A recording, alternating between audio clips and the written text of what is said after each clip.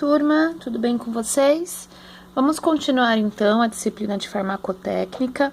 Hoje nós vamos para a nossa segunda aula. Na aula passada nós fizemos as definições de alguns termos técnicos, né? Como o que é princípio ativo, o que é excipiente, o que é conservante. E hoje a gente vai falar um pouquinho então das formas farmacêuticas, tá?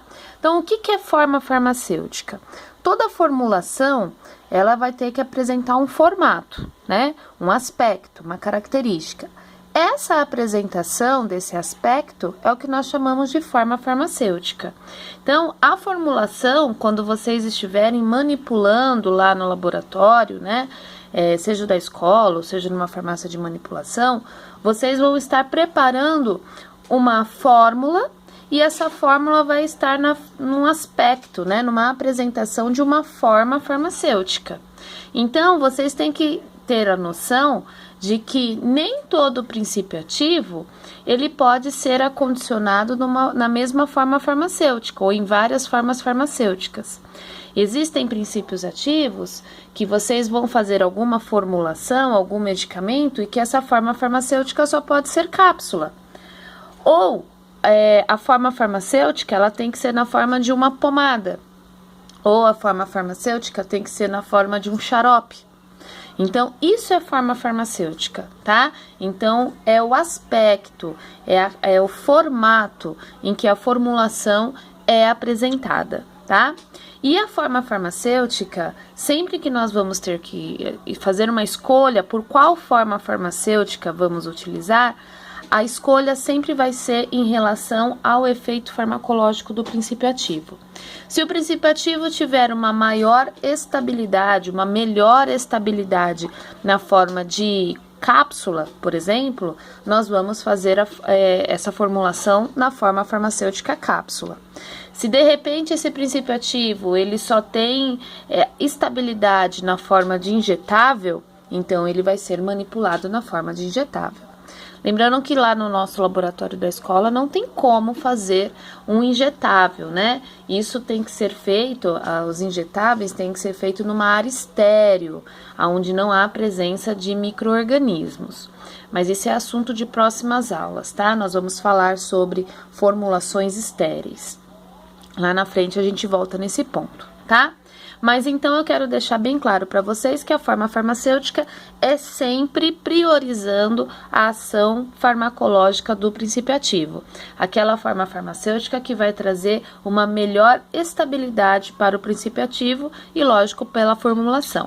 E depois, é claro, a comodidade do paciente. Então, por exemplo, se o paciente tiver dificuldade em engolir um comprimido e tiver a possibilidade de fazer uma forma farmacêutica líquida, o xarope, ótimo, tá? Se o princípio ativo tem um sabor muito amargo e nós temos a possibilidade de fazer um xarope adocicado, onde a gente coloca lá um sabor de morango, um cheirinho de morango, melhor ainda, né? Então, depende muito da característica também até do paciente, né? Crianças não fazem uso de forma farmacêutica sólida, como, por exemplo, um comprimido, uma drágia ou uma cápsula, tá bom? Então, depende muito em relação ao paciente, mas, em primeiro lugar, sempre nós vamos escolher a forma farmacêutica conforme a estabilidade do princípio ativo na formulação, tudo bem? Quais são essas formas farmacêuticas, então? Então, olha só, sólidas, semissólidas, líquidas e existem as gasosas, tá? Eu não coloquei gasosas aqui porque a gente não consegue produzir, né, um aerossol ou um spray lá no nosso laboratório, isso é só âmbito industrial, tá?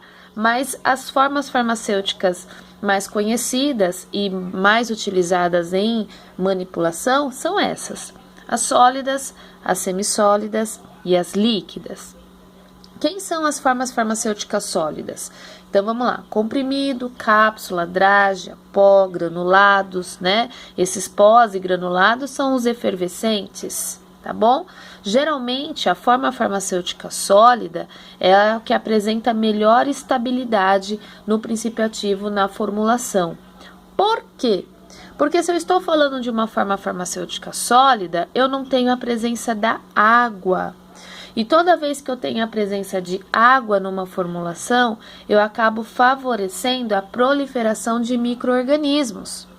Então, até o prazo de validade de uma forma farmacêutica sólida, vamos supor, de uma cápsula, é maior do que de uma forma farmacêutica líquida xarope, né? Por quê?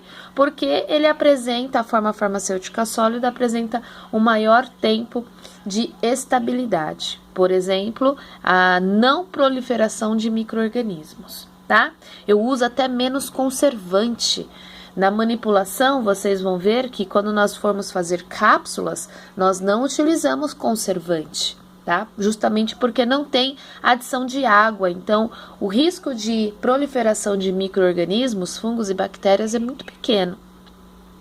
Já numa forma farmacêutica semissólida e líquidas, há necessidade, tá? De colocar ali a presença de conservantes. Tudo bem?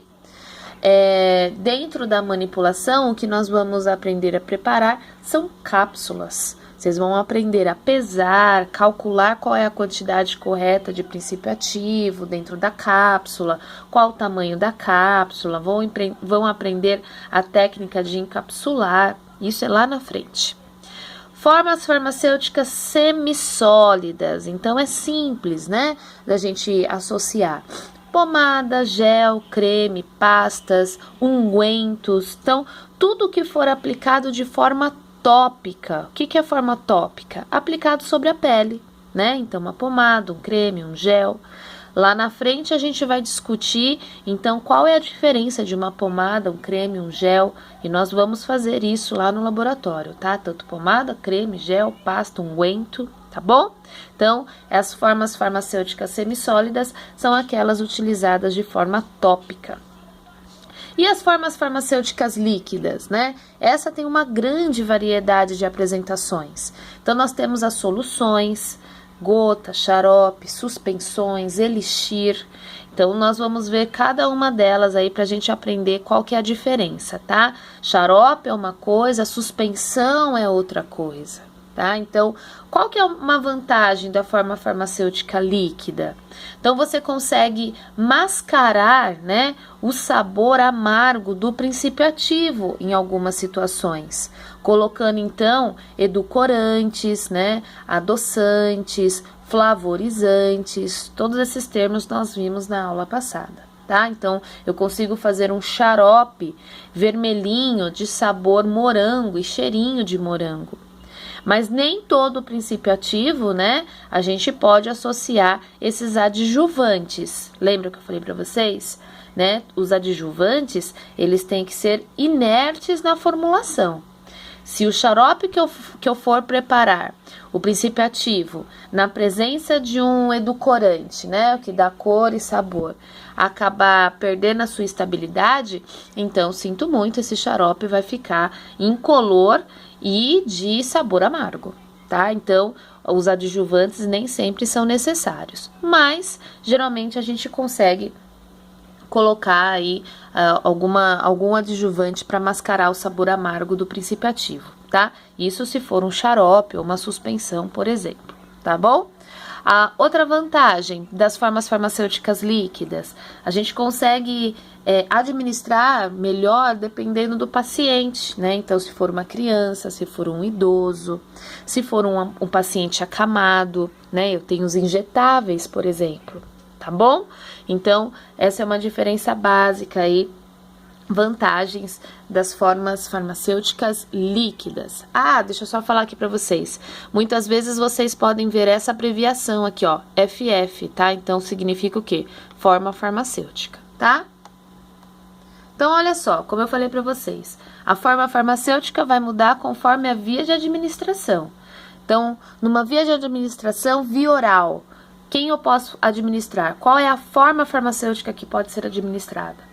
Comprimido, cápsula, né, drágia, pós-efervescentes, gota, xarope, solução oral, uma suspensão, tá bom? Via sublingual, que significa debaixo da língua. Então, existem comprimidos que têm essa essa apresentação, essa forma farmacêutica. São comprimidos sublinguais, um comprimidinho que a gente coloca debaixo da língua. Via cutânea ou via tópica, né? Então, são as formas farmacêuticas semissólidas, pomada, creme, gel, loção, tá bom? Via nasal, então, gotinhas nasais, ou eu posso utilizar a forma farmacêutica gasosa, né? Os sprays. Via oftálmica, então são os colírios, né? E existem pomadas oftálmicas também, né? Pomadas que a gente pode passar no olho, mas o melhor exemplo são os colírios, que são formas farmacêuticas líquidas. Via auricular ou via que nós vamos pingar no ouvido, tá? Otorrino, então otológica, via otológica ou via auricular, é a mesma coisa, que vai ser pingada no ouvido. Então, nós temos as gotas otológicas, né? Existe até pomada otológica, mas hoje em dia nem se usa mais. Eu particularmente há muito tempo que eu não vejo uma pomada para ser aplicada dentro do ouvido, tá bom? Via pulmonar, que seria as inalações, né? Ou os aerosóis, que seriam as bombinhas. Via vaginal, é onde eu posso fazer o uso de um óvulo, de uma pomada ou creme ginecológica, de um comprimido vaginal. E a via retal, que seriam os supositórios, né? Por exemplo, de glicerina para soltar o intestino, ou os enemas, né? O mais conhecido é o flat enema, não sei se vocês já ouviram falar, uns falam flat, outros falam flit enema, que são aquelas preparações que fazem lavagem intestinal, tá bom? O que eu quero mostrar com esse quadro para vocês? Eu quero mostrar que conforme for a via farmacêutica, a via de administração, é a forma farmacêutica que nós teremos que trabalhar, tá? Então, depende muito da situação. Olha só, a via parenteral, acho que eu acabei pulando, né? A via parenteral são os injetáveis, tá? Então, eu tenho intramuscular, subcutânea, endovenosa. Então, eu tenho que saber exatamente como que eu vou, qual que vai ser a forma farmacêutica que vai ser administrada, tá? Então, conforme a via de administração, nós temos aí as opções das formas farmacêuticas. É claro que a via de administração depende muito de qual vai ser o princípio ativo, né? Qual sempre visando a sua estabilidade e a sua melhor ação farmacológica, né? Para melhorar a sua absorção e desenvolvimento da ação farmacológica e também trazendo comodidade ao paciente. Porém, a comodidade do paciente, ela não é sempre 100% atendida, né? Existem medicamentos, por exemplo, que não existe via oral, são só apenas medicamentos injetáveis, então tem que ser utilizado a via parenteral. Uma vantagem da via parenteral, né? É uma ação rápida, o paciente pode estar acamado, né? Eu não preciso da participação sempre do paciente, do consentimento do paciente. Mas ela é uma desvantagem, é uma via dolorosa, né? Requer prática para fazer a sua aplicação. Tudo bem? Então, olha só, vamos começar então. Forma farmacêutica líquida. Nós vamos passar por todas, tá? Pela líquida, pela semissólida e vamos finalizar na sólida. Então, vamos começar com a primeira forma farmacêutica, a líquida. Então, é uma preparação formada pela dispersão de um ou mais princípios ativos, certo? Então, eu vou solubilizar, eu vou dispersar esse princípio ativo. Lembrando que esse princípio ativo pode estar na forma sólida ou líquida, né? Ele pode ser na forma de um pó, como ele pode ser um líquido também. É o princípio ativo, que eu vou misturar onde? No seu veículo, né? Geralmente o veículo, que é o solvente, geralmente é a água, mas pode ser álcool, pode ser glicerina, tá bom? Mas geralmente o veículo da forma farmacêutica líquida é a água, claro, tá bom? Então, sempre que eu estiver falando de uma forma farmacêutica líquida, eu estou falando da solubilidade de um princípio ativo num solvente, tá? Então, sempre eu vou pegar esse princípio ativo e vou desenvolver no solvente, tá? Tendo essa solubilidade total, ou parcial. Então, conforme for essa solubilidade, é que vai mudar a característica da forma farmacêutica líquida. Então, por exemplo, se eu pegar esse princípio ativo e dissolvê-lo totalmente no solvente, não ficar a presença de nenhum cristal, se eu estiver falando de um pó, né? Pegar o princípio ativo na forma sólida e dissolver num solvente, na água, por exemplo, e não ficar a presença de nenhum cristal, nenhum pozinho, eu estou diante de uma solução. Agora, se quando eu faço essa dissolução e tem a presença de alguns cristais, algum resíduo, eu estou diante de uma suspensão, aonde quando eu faço a administração, eu vou ser obrigada a agitar antes de administrar essa medicação. Daqui a pouquinho a gente fala disso também. E nós temos as emulsões, que é uma mistura, né? Como eu falei para vocês, ó, eu tenho ali a dispersão de princípio ativo sólido ou líquido. E a emulsão, eu faço a mistura geralmente de óleo e água, tá? Então eu tenho ali dois líquidos que serão misturados, né? E eu vou ter a emulsão, tá bom? Então vamos lá. Solução, vamos começar. O que é uma solução? É uma forma farmacêutica líquida e límpida, homogênea. O que significa isso? Significa que não tem a presença de nenhum cristal, nenhum resíduo. Eu posso dissolver um ou mais princípios ativos naquele solvente. Lembrando que o solvente seria quem? O veículo, né? Que geralmente é a água, tá? Então eu posso pegar um ou mais princípios ativos, dissolver nesse solvente, ou seja, nesse veículo, e não vai ter a presença de nenhum resíduo. Eu falo que essa mistura, ela é uma mistura miscível, tá? Ou seja, solubilizou totalmente. Ela é límpida e homogênea, tá? Então, exemplo, eu tenho uma solução oral. Então, eu posso, ou seja, que vai ser tomado via boca. Xaropes, edulito. O que é edulito? É o nome técnico de um xarope sugar free, ou seja, um xarope que não vai açúcar, um xarope que é utilizado para paciente diabético. Gotas orais, são as gotinhas. Solução estéril, aí nós temos os injetáveis e os colírios, que é onde a sua produção tem que ser extremamente cuidadosa numa área estéril da indústria, onde não pode ter a presença de micro-organismos.